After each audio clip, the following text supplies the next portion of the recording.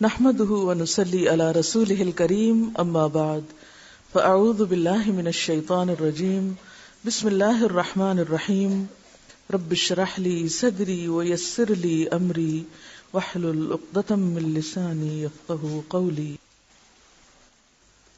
آج ہم پڑھیں گے اہمیت نماز کے بارے میں۔ رسول اللہ صلی اللہ علیہ وسلم نے ارشاد فرمایا، ان اول ما يحاسب الناس يوم القیامة من اعمالهم الصلاة، بے شک قیامت کے دن لوگوں کے اعمال میں سے سب سے پہلے نماز ہی کا حساب ہوگا۔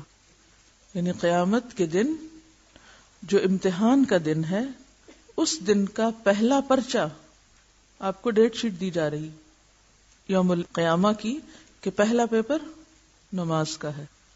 حل تو آپ نے یہاں کرنا ہے، لیکن سب سے پہلے اس کا رزلٹ آپ کے سامنے رکھا جائے گا۔ وہ صحیفہ کھول کے بتا دیا جائے گا کہ یہ آپ دیکھیے کیا کر کے آئے ہیں۔ صرف اس بات کا امتحان نہیں کہ آپ نے کتنی نمازیں پڑھی، بلکہ اس بات کا امتحان بھی کہ کب پڑھی، وقت کے اندر پڑھی یا تاخیر کر کے پڑھی یا قضا کر کے پڑھی، یا پھر یہ کہ سنت کے مطابق پڑھی، یا پھر صرف نماز کو بطور نماز ہی لیا۔ تو اول ما یحاسب الناس یوم القیامہ من اعمالہم الصلاۃ، تو پہلا حساب نماز کا ہے۔ حضرت ابن مسعود رضی اللہ تعالی عنہ فرماتے ہیں، میں نے رسول اللہ صلی اللہ علیہ وسلم سے سوال کیا کہ اللہ تعالیٰ کو کون سا عمل زیادہ محبوب ہے، اللہ تعالیٰ کیا پسند کرتے ہیں اور سب سے زیادہ کیا پسند ہے۔ ذرا غور کیجئے اس سوال پر۔ کبھی آپ کے دل میں ایسا سوال آیا کہ میں جانوں، مجھے پتہ چل جائے کہ میرے رب کو سب سے زیادہ اچھی کیا چیز لگتی؟ یہ سوال وہی کر سکتا ہے یا اسی دل میں اٹھ سکتا ہے جس دل میں رب کی محبت ہو، کیونکہ انسان جس سے محبت کرتا ہے اسی کی پسند و ناپسند جاننے کے بارے میں شوقین ہوتا ہے۔ آپ کسی انسان سے محبت کرتے ہیں تو آپ ہمیشہ یہ جاننا چاہیں گے کہ اس کو کیا پسند ہے، کھانے میں کیا پسند ہے، پہننے میں کیا پسند ہے، کون سی چیز زیادہ اچھی لگتی۔ تو اگر آپ کو واقعی اللہ سے محبت ہے اور آپ کے دل میں یہ تڑپ ہے کہ آپ اپنے رب کو راضی کر سکیں، اسے خوش کر سکیں، تو یقیناً آپ پوچھیں گے کہ سب سے اچھا عمل کون سا ہے جو اللہ تعالیٰ کو محبوب ہو۔ آپ نے فرمایا، وقت پر نماز پڑھنا۔ میں نے کہا پھر کون سا؟ آپ نے فرمایا، ماں باپ کے ساتھ نیک سلوک کرنا۔ میں نے کہا پھر کون سا؟ آپ نے فرمایا، اللہ کے راستے میں جہاد کرنا۔ تو گویا حقوق اللہ میں سے سب سے بڑھ کر جو چیز اللہ تعالیٰ کو محبوب ہے وہ نماز ہے، اور بندوں کے حقوق میں سے سب سے بہترین عمل ماں باپ کے ساتھ اچھا سلوک۔ رسول اللہ صلی اللہ علیہ وسلم نے فرمایا، نماز کے بارے میں اللہ سے ڈرو، نماز کے بارے میں اللہ سے ڈرو، نماز کے بارے میں اللہ سے ڈرو۔ ایک ہی بات 3 بار فرمائی۔ کیوں؟ کہ اگر کسی نے ایک بار نہیں سنی تو دوسری بار سن لے، اگر کسی نے دوسری بار بھی نہیں سمجھی تو تیسری بار سمجھ جائے۔ ایک ہی بات کا بار بار تکرار کیا سکھاتا ہے ہم کو؟ کہ ہم اس بات کو اہمیت دے۔ کیا معنی ہے نماز کے بارے میں اللہ سے ڈرو؟ کہ قیامت کے دن جب اس کے بارے میں حساب ہوگا یا پوچھ ہوگی تو حساب سخت ہوگا، تمہیں جواب دینا ہوگا، تمہاری پوچھ ہوگی، پھر کیا جواب دو گے کہ کیسی نمازیں پڑھی تھی۔ ایک اور حدیث میں آتا ہے، آدمی اور شرک کے درمیان نماز ہی حائل ہے۔ اب دیکھیے 3 طرح اس بات کو کہا گیا ہے، کفر، شرک اور منافقت۔ ان تینوں چیزوں سے برات کے لیے ثبوت کس چیز سے دینا ہے؟ نماز سے۔ یعنی کفر سے بری ذمہ بھی انسان کب ہوگا؟ جب نماز ادا کرے گا۔ منافقت سے بھی کب نکلے گا؟ جب نمازیں درست ہوں گی۔ شرک سے بھی کب پاک ہوگا؟ جب نماز درست ہوگی، یا دوسرے لفظوں میں نماز انسان کو شرک سے بچانے والی ہے۔ سورۃ الروم میں اللہ تعالیٰ فرماتے ہیں، اقیموا الصلاۃ ولا تکونوا من المشرکین، نماز قائم کرو اور مشرکین میں سے نہ ہو جاؤ، مشرک نہ بنو.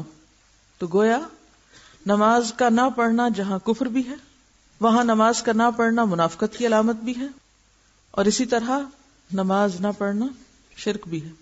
تو ترک نماز معمولی جرم نہیں، تمام خرابیوں کا مجموعہ ہے.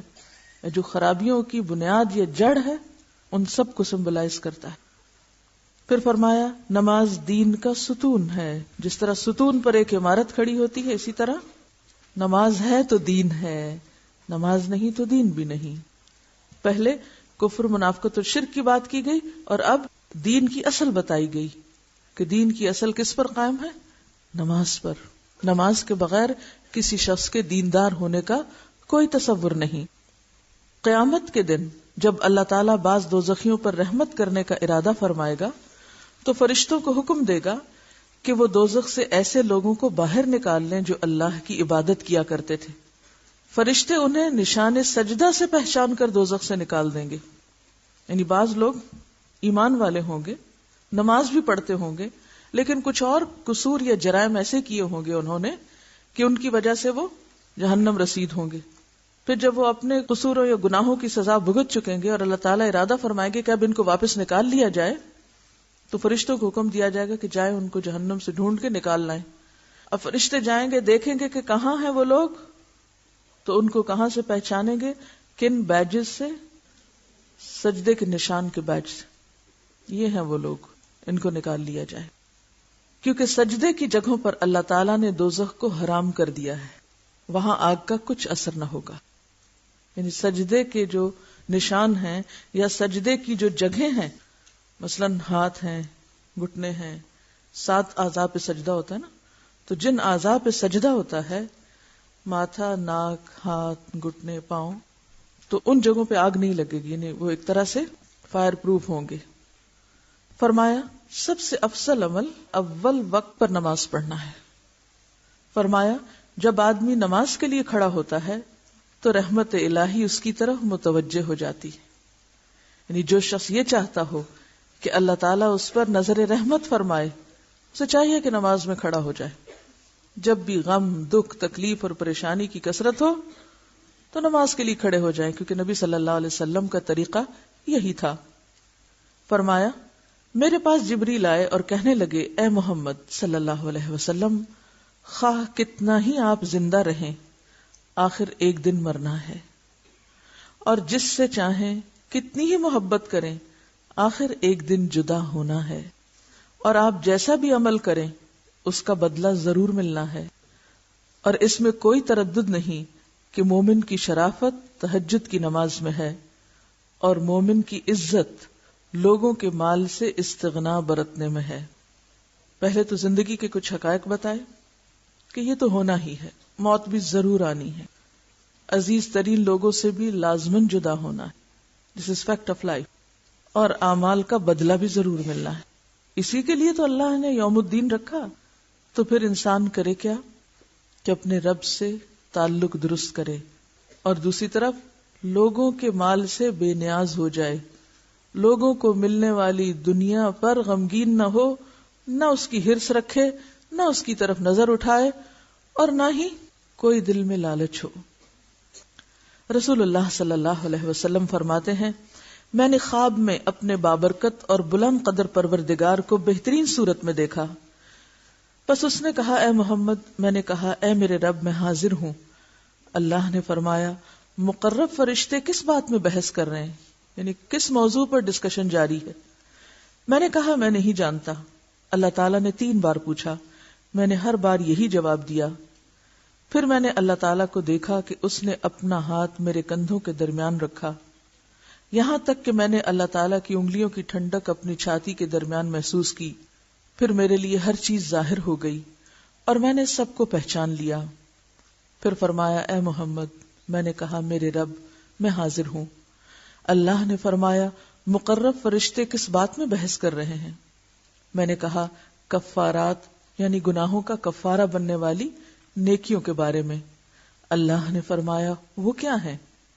میں نے کہا نماز با جماعت کے لیے پیدل چل کر جانا، اور نماز کے بعد مسجدوں میں بیٹھنا.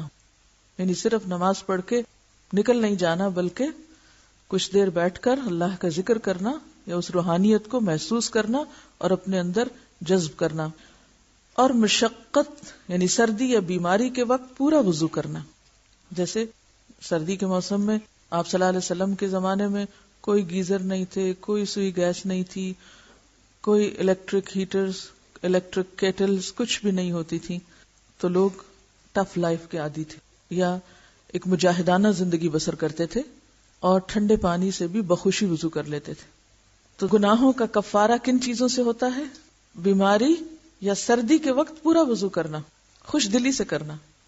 جب آپ ایسا وضو کر رہے ہوں تو اس وقت سیلف پٹی سے نکلیں، خود کو مظلوم نہ سمجھیں، آنکھوں میں آنسو نہ ہو، بلکہ کیا سوچ کے کریں کہ اس سے میرے گناہ جھڑ رہے ہیں. اللہ تعالیٰ نے فرمایا اور کس چیز میں بحث کر رہے ہیں؟ میں نے کہا درجات کی بلندی کے بارے میں کہ درجے کس سے بلند ہوتے ہیں. اللہ نے پوچھا وہ کن چیزوں میں ہے؟ میں نے کہا لوگوں کو کھانا کھلانے، نرم بات کرنے اور رات کو نماز پڑھنے میں. یعنی انسان اوپر کے درجوں پہ کیسے جاتا ہے؟ لوگوں کو کھانا کھلانے سے، نرمی سے بات کرنے سے. اور رات کی نماز سے مراد تہجد کی نماز ہے. اور رات کو نماز پڑھنے میں جب لوگ سو رہے ہوں. اب اگر آپ یہ 3 کام کر لیں تو 3 درجے اوپر چلے جائیں گے. اگر 3 نہیں کر سکتے تو 2 کر لیں، 2 نہیں کر سکتے تو کم از کم 1 تو کریں. مثلاً آپ کے پاس مال نہیں، آپ خود بھی کھانے کے لیے دوسروں کے محتاج ہیں، آپ کہاں سے کھلائیں دوسرے کو؟ اگرچہ انسان اس میں سے بھی لقمہ 2 لقمے دوسرے کو دے سکتا ہے، لیکن اگر نہیں تو دوسری چیز پر تو کچھ خرچ نہیں آتا. اور وہ کیا ہے؟ نرم بات کرنا. ایک ہی بات انسان 2 طریقوں سے کر سکتا ہے، سختی سے روب جھاڑ کر، چیخ چلا کے، اور نرمی سے. فرق صرف آپ کے اپنے مزاج کا ہے، آپ کی سوچ کا ہے، آپ کے اندر کی تبدیلی کا ہے. آپ کا ڈیسیژن ہے کہ آپ ایک ہی بات کو کیسے کہنا چاہتے ہیں. ہاں، اگر آپ نرم بات کریں گے، آرام سے بات کریں گے تو آپ کے درجات بلند ہوتے چلے جائیں گے، لوگوں کے دلوں میں بھی بلند ہوں گے. ایسا نہیں کہ صرف آخرت میں، دنیا میں بھی انسان کا مرتبہ بڑھنے لگتا ہے، وہ معزز ہو جاتا ہے. اور اگر آپ مجبور ہیں اپنی عادت سے کہ 20-30 سال میں اب اتنی پکی ہو چکی ہے کہ بازی نہیں آ رہے کوشش کے باوجود، تو پھر راتوں کی نماز شروع کریں. کہیں تو آگے بڑھنے کی کوئی عملی کوشش ہونی ہی چاہیے. صرف آرزوؤں اور تمناؤں سے بات نہیں بنے گی کہ صرف ہم سوچتے ہی رہ جائیں اور کریں کچھ نہ. پھر اللہ تعالیٰ نے فرمایا اپنے لیے جو چاہو دعا کرو. رسول اللہ صلی اللہ علیہ وسلم نے فرمایا کہ پھر میں نے یہ دعا کی، اللہم انی اسألک فعل الخیرات وترک المنکرات وحب المساکین وان تغفر لی وترحمنی واذا اردت فتنة فی قوم فتوفنی غیر مفتون واسألک حبک وحب من یحبک وحب عمل یقرب الی حبک. اے اللہ، میں تجھ سے سوال کرتا ہوں نیکیوں کے کرنے کا اور برائیوں کے چھوڑنے کا اور مسکینوں کے ساتھ محبت کرنے کا، اور یہ کہ تو مجھے بخش دے اور مجھ پر رحم کر، اور اگر تیرا کسی قوم کو آزمائش میں ڈالنے کا ارادہ ہو تو مجھے آزمائش سے بچا کر موت دے دینا. اور میں تجھ سے تیری اور ہر اس شخص کی محبت مانگتا ہوں جو تجھ سے محبت کرتا ہے، اور میں تجھ سے وہ عمل کرنے کی توفیق مانگتا ہوں جو مجھے تیری محبت کے قریب کر دے. نبی اکرم صلی اللہ علیہ وسلم نے فرمایا میرا یہ خواب حق ہے، بس اس کو یاد رکھو اور دوسرے لوگوں کو بھی یہ خواب سناؤ. میں نہیں کہہ رہی آپ کو، یہ آپ کے رسول آپ کو کہہ رہے ہیں کہ میرا یہ خواب سچ ہے، کیونکہ انبیاء کے خواب سچ ہوتے ہیں، وہ بھی وحی کی ایک قسم ہوتی ہے. خود بھی یاد رکھو اور دوسروں کو بھی سناؤ. آج اتفاق کی بات ہے کہ صبح میں یہی دعا مانگ کر آ رہی ہوں.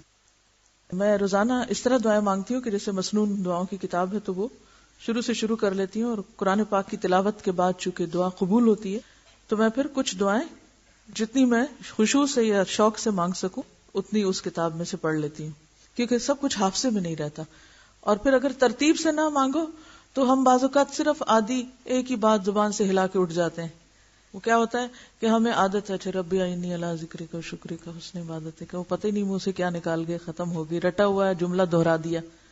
تو اس طرح کیا ہوتا ہے ہر روز نئی دعائیں سامنے آ جاتی ہیں اور آپ کا شوق بھی برقرار رہتا ہے. اچھا، آپ صلی اللہ علیہ وسلم نے مساکین کی محبت کیوں مانگی؟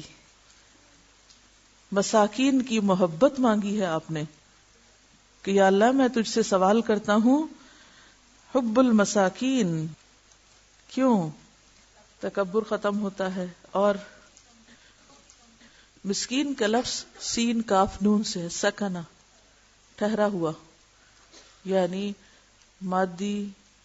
مالی کمی کی وجہ سے یا پھر اس کے ساتھ مزید تعلیم کی کمی کی وجہ سے، محبت کی کمی کی وجہ سے، معاشرے کی لاپرواہی کی وجہ سے کسی کام کے قابل نہیں ہے، ٹھہرا ہوا ہے، اس کے اندر کوئی کانفیڈنس نہیں، وہ آگے نہیں بڑھ سکتا، زندگی کی دوڑ دھوپ میں حصہ نہیں لے سکتا. بیسیکلی زندگی کی خوشیوں اور زندگی کی جو ایک عملی روا روی ہوتی ہے اس میں وہ حصہ لینے پر قادر نہیں، شرمایا، جھجکا ہوا، پیچھے پڑا ہوا، اس کی ضروریات اس کو دم نہیں لینے دیتی. اور جو محروم طبقات ہوتے ہیں عام طور پر کوئی ان کی طرف توجہ نہیں کرتا اور ان کو انسان ہی نہیں سمجھتا. لیکن اللہ کے رسول صلی اللہ علیہ وسلم ان کی محبت مانگ رہے ہیں، کیونکہ اگر ان سے محبت ہوگی تو ہی ہم دنیا میں ان کے ساتھ خیر و بھلائی کر سکتے ہیں، ہمارے اندر کا تکبر اور فخر اور غرور بھی ٹوٹے گا. اور اس کے ساتھ ساتھ یہ بات بھی یاد رکھیے کہ قیامت کے دن انسان اسی کے ساتھ اٹھایا جائے گا جس سے وہ محبت کرتا ہوگا. اور ایک اور حدیث سے پتہ چلتا ہے کہ مساکین جنت میں 500 سال پہلے داخل ہوں گے.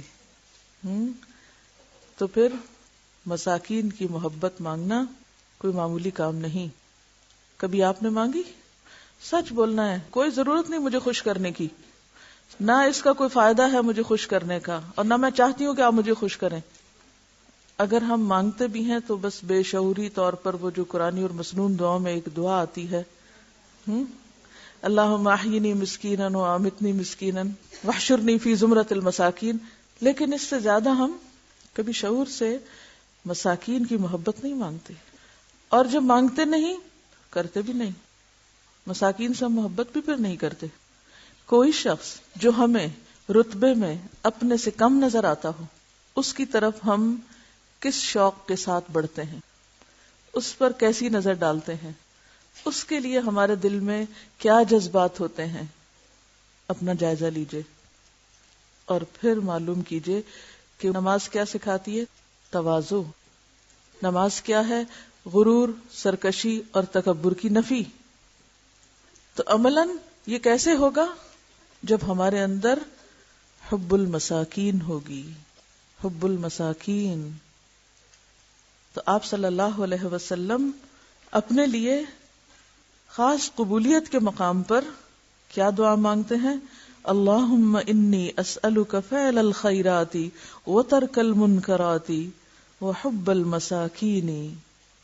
تو آئندہ اس دعا کو شعور کے ساتھ پڑھنا ہے کہ اللہ کمزور، مظلوم، بے کس، بے سہارا لوگوں کی ہمارے دل میں محبت ڈال دے تاکہ ہم ان کی خیر خواہی اور بھلائی کا کچھ کام کر سکیں، اور پھر ان کی وجہ سے ہم پر بھی کچھ رحمت ہو جائے.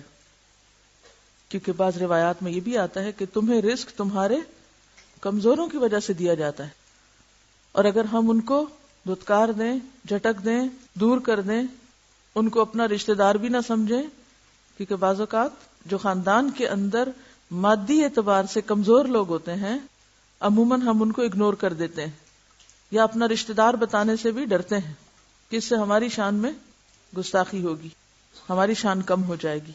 اس کے برعکس ان رشتہ داروں کو جو دنیاوی مرتبے اور مقام کے اعتبار سے بڑے ہیں، وہ خواہ دور کے ہوں خواہ رشتہ دار نہ بھی بنتے ہو، کھینچتان کے رشتہ دار بناتے ہیں کہ ان کے ذریعے تھوڑی سی ہماری شان بھی بڑھ جائے. خود تو کچھ کیا نہیں، چلے انہی کے تو فعل ہم بھی تھوڑے اونچے ہو جائیں.